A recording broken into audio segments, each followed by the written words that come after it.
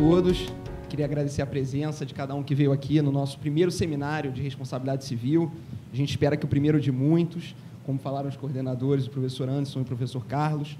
Em primeiro lugar, dizer que é uma imensa alegria, uma honra estar aqui com vocês hoje, fazer parte dessa clínica de responsabilidade civil, não só pelas pessoas espetaculares que vocês estão vendo aqui, mas também pelo projeto em si, com a proposta de contribuir com uma ciência, como o professor Anderson falou, uma ciência altamente cambiante, uma ciência em franco desenvolvimento, que é a responsabilidade civil.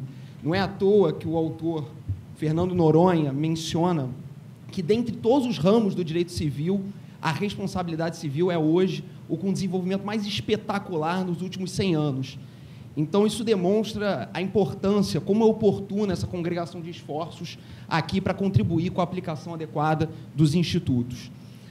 Bom, indo para o meu tema, eu acho que eu não posso começar por outro lugar, senão o fato de ser emblemático a reparação não pecuniária figurar hoje como o primeiro dos assuntos que a gente vai tratar aqui. São muitos os temas interessantes que vocês vão ter oportunidade de acompanhar ao longo do dia de hoje.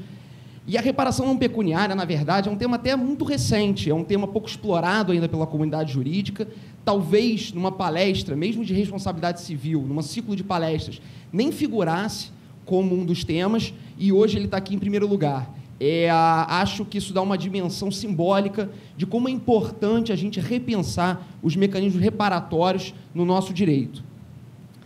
E eu disse que é muito recente, e de fato o professor Anderson já explicou o que significa, em linhas gerais, a ideia da reparação não pecuniária dos danos morais é a reparação do dano moral por mecanismos outros que não o dinheiro, que não a pecúnia, e faz algum sentido ser recente, ser muito jovem, porque, na verdade, o próprio dano moral, a discussão em torno do dano moral é muito jovem entre nós. Na verdade, se a gente for parar para pensar, a gente não se dá conta, mas o julgado referência sobre a admissibilidade do dano moral, ele data de 66. A gente não está há mais de cerca de 50 anos falando sobre a admissibilidade do dano moral no nosso ordenamento. Se a gente for um pouco mais exigente, a gente vai dizer que a pacificação em torno da admissibilidade do dano moral só aconteceu com a Constituição de 88.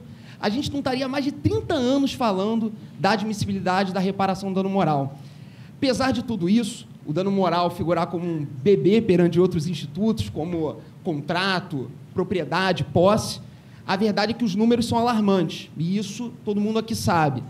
O CNJ ele divulga anualmente um relatório chamado CNJ em Números, e como era de se esperar, o dano moral ele figura ali entre os tópicos mais acionados da justiça brasileira. Eu não sei se alguém aqui conseguiria estimar esse número, mas eles se contam na casa dos milhões. É realmente impressionante a quantidade de ações hoje no país sobre esse tema, e isso demonstra a importância do nosso debate aqui hoje. É isso que a gente vai tentar falar nos próximos minutos. Bom, sobre o nosso tema especificamente, o marco que parece ser o divisor de águas aqui é um julgado que aconteceu no começo da década de 90, de uma briga que aconteceu entre Leonel Brizola de um lado e as organizações Globo do outro. É uma briga que começa em 92, demora cerca de 2 anos, e depois desses 2 anos é concedido um direito de resposta ao ex-político Leonel Brizola, por conta de críticas que haviam sido dirigidas a ele pelas organizações Globo. Esse direito de resposta vai ao ar em março de 1994. Um apresentador do Jornal Nacional, um programa recorde de audiência na TV brasileira, e naquela época a gente tem que lembrar que não tinha YouTube, não tinha Amazon Prime, não tinha Netflix. O telespectador ele assistiu do seu sofá, bastante perplexo, o apresentador Cid Moreira proferindo frases por conta desse direito de resposta como: tudo na Globo é tendencioso e manipulado. Parece surreal, e talvez até fosse imaginar uma cena como essa até aquele momento, mas o vídeo está no YouTube para quem quiser assistir, é só jogar Leonel Brizola e TV Globo. É uma cena marcante da TV brasileira, não tanto quanto a Avenida Brasil, mas certamente é uma cena memorável. E vale muito a pena, e eu digo que é um momento marcante do nosso tema, porque os números aqui, de novo, eles são importantes para demonstrar esse argumento. As estatísticas demonstram que, antes desse caso, contavam-se nos dedos os julgados sobre instrumentos não pecuniários de reparação. E, depois desse caso, são dezenas os julgados no Superior Tribunal de Justiça, do Superior Tribunal de Justiça, e centenas de casos no Tribunal de Justiça do Rio de Janeiro. Então, também aqui o número dá uma boa medida de como esse caso ele é um divisor de águas na própria história da reparação não pecuniária do dano moral. Apesar disso, a verdade é que o número é muito aquém ainda do que poderia ser, do verdadeiro potencial reparatório desses mecanismos. E a gente diz isso porque, na verdade, ainda hoje, em 2019, a comunidade jurídica, em sua grande maioria, é muito apegada à ideia da reparação do dano moral em dinheiro. Ainda hoje, se a gente vai para a comunidade jurídica, de uma forma geral, e mesmo para a comunidade leiga, o dinheiro é hoje tido como, se não a única forma de reparar, a melhor forma de reparar, numa ideia de que o dinheiro tudo pode proporcionar, na palavra dos próprios autores. E é curioso que, em 2019, a comunidade jurídica ainda defenda isso de forma tão enfática, e a Mastercard, um dos símbolos do império do dinheiro, desde 1997, veicule uma campanha publicitária premiadíssima mundo afora, dizendo que tem coisas que o dinheiro não compra. Então, acho que isso dá uma boa medida da importância dessa reflexão. Se realmente o dinheiro é, hoje, o mecanismo que tudo repara, se é o melhor remédio para todos os casos no judiciário. Bom, para não dizer que não havia vozes sobre a importância de se reparar o dano moral por mecanismos outros que não o dinheiro, que não a pecúnia, Pontes de Miranda, num dos seus 60 tomos do Tratado de Direito Privado, mencionava categoricamente que não existe no Código Civil, e ainda não existe, nenhuma passagem que diga que a reparação deverá acontecer em dinheiro. E ele explicava isso para fundamentar o posicionamento de que, a seu ver, a reparação por meios não pecuniários deveria ser, inclusive, prevalente no nosso ordenamento.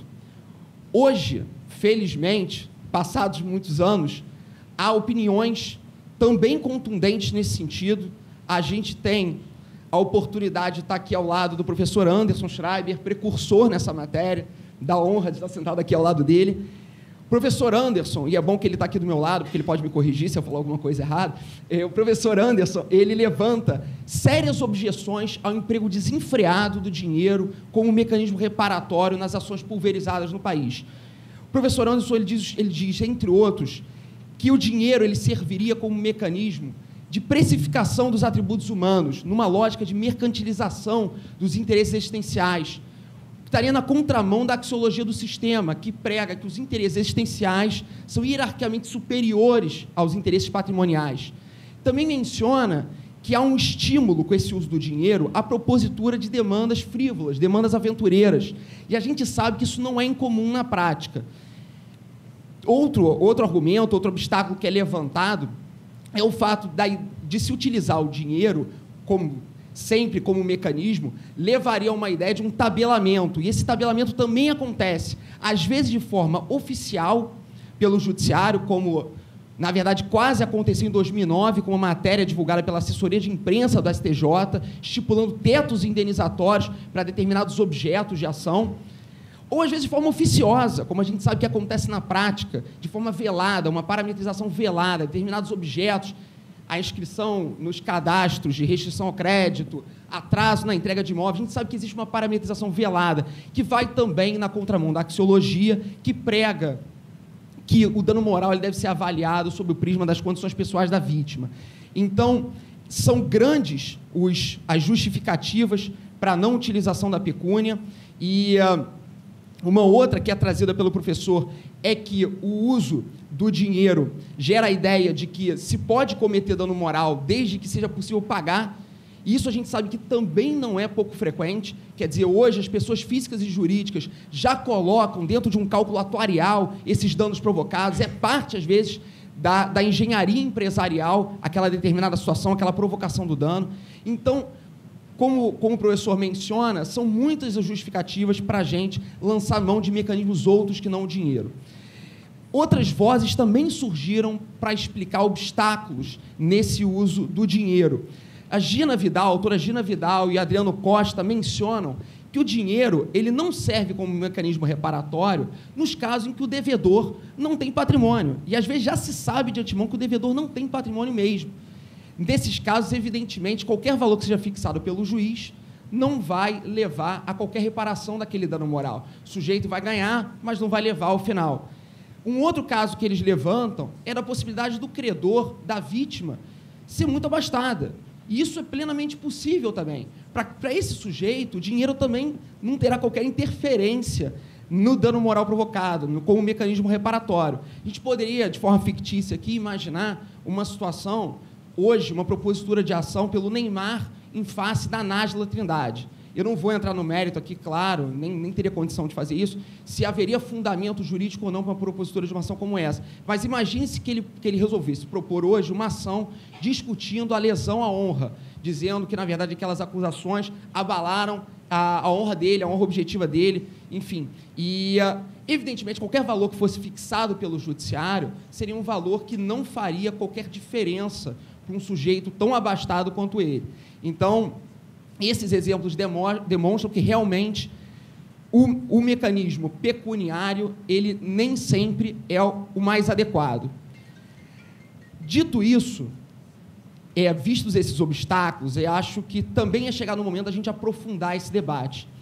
Além dos obstáculos, a gente precisa notar como houve uma transformação do dano moral ao longo do tempo.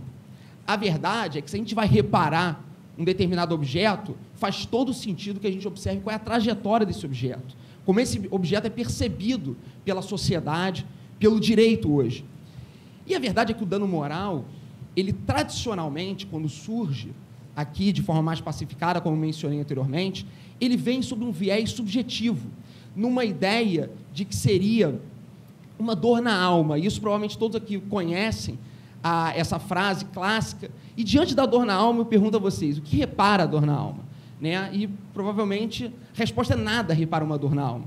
Então, os autores, a doutrina, a jurisprudência, os autores se acostumaram a mencionar que, na verdade, para essa dor na alma irreparável, o que daria para fazer é oferecer um conforto à vítima, um lenitivo.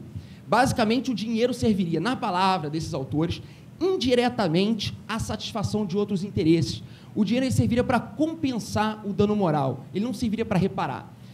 Então, basicamente, o dinheiro ele iria para a vítima como um mecanismo para que essa vítima pudesse, então, levar a vida adiante, esquecer o dano provocado, colocar o dano para o escanteio, e aí satisfazer outros interesses, viver feliz, enfim, atuar em outras frentes. Hoje, o dano moral, como a gente sabe, caminha para uma outra fase, uma fase num viés objetivo. Caminha, ou já caminhou.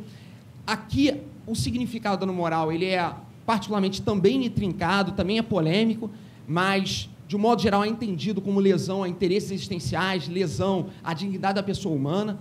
E é preciso questionar hoje se, diante de uma violação de ordem mais objetiva, não seria possível pensar num mecanismo reparatório. Se antes não se podia falar no mecanismo reparatório para a dor na alma, será que hoje, diante de uma lesão mais objetiva, não se poderia pensar num mecanismo que efetivamente repara, que não serve só como paliativo para tangenciar o dano?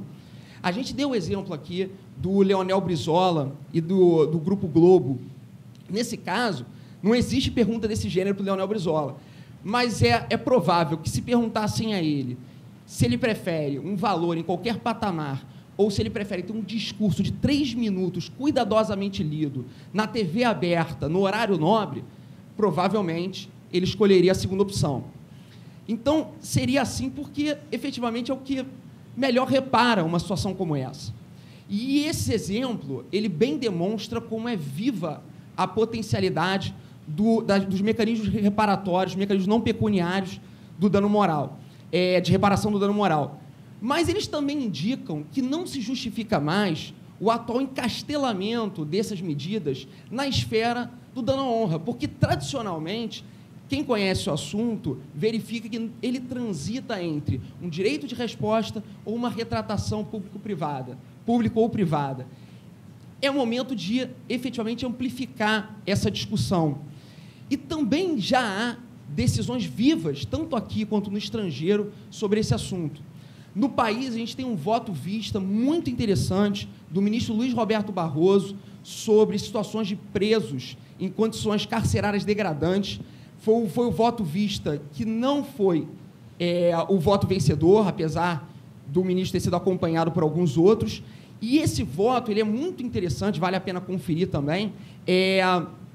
Nesse voto, o ministro explica que, diante de um preso em situação carcerária degradante, e a gente sabe que um dos problemas mais delicados do país atualmente é a situação prisional, diante de uma situação como essa, a reparação em dinheiro, ela pouco interfere nessa lesão que foi praticada. Na verdade, numa situação como essa, o bem maior que o preso tem é a liberdade. E diante de uma situação de um cumprimento da pena em condições de tortura, em condições tão delicadas, o mais razoável seria considerar uma antecipação da pena por meio de uma remissão, e ali o ministro coloca os critérios para essa remissão da pena, e então ele termina o voto explicando por que, nesse caso, uma remissão da pena, um mecanismo não pecuniário de reparação do dano moral, seria muito mais interessante do ponto de vista reparatório, e a gente precisa lembrar que a função principal da responsabilidade civil é reparar o dano, apesar de esse tema de funções de responsabilidade civil, que vai ser abordado aqui hoje pelo professor Rafael, é um tema muito delicado, também muito controverso, mas é tido de um modo geral, ou a função reparatória é tida como uma função principal da responsabilidade civil. Então, esse exemplo ele demonstra como há possibilidade de se reparar o dano, também danos que não têm a ver com a lesão à honra, aqui a gente está falando da liberdade. Então, é um exemplo muito interessante. Para trazer outro, no estrangeiro, a gente tem um exemplo da Corte Interamericana de Direitos Humanos, que tem uma jurisprudência riquíssima sobre esse assunto, sobre a matéria. A Corte Interamericana de Direitos Humanos, ela traz decisões como a que impôs a Guatemala na década de 80, diante de um assassinato em massa de grupo de indígena, a promoção, atos de promoção da cultura maia, quer dizer, em vez de mecanismos mecanismos pecuniários de entrega de dinheiro, se decidiu impor ao país que difundisse a cultura maia na localidade. É uma jurisprudência riquíssima. A gente poderia pensar em outros exemplos fictícios, só para terminar. A gente tem os casos, as tragédias atuais do Ninho do Urubu, no Flamengo, o incêndio que vitimou jovens atletas do Flamengo, e também o caso da Chapecoense. Seria o caso de se pensar se, talvez complementarmente aos mecanismos pecuniários, se, de repente, a construção de um memorial não seria algo que eternizaria aquele evento, uma confissão de responsabilidade por parte dos ofensores, homenageando as vítimas pelo ocorrido, quer dizer, pelo incidente. De fato, tudo isso demonstra que são vivas as potencialidades dos mecanismos não pecuniários de reparação, embora hoje ainda seja um tema pouco explorado pela comunidade jurídica. Esse é o momento, já encaminhando para o final, que com tantos predicados, um sujeito costuma se perguntar, não é possível, como é que os meios não pecuniários são tão pouco aplicados ainda hoje em dia? E aí o que parece ser uma resposta para isso é não só o fato de que esses meios são novos, são ainda pouco conhecidos, pouco explorados, como eu falei, mas também não há ainda parâmetros tão claros de implementação dessas medidas.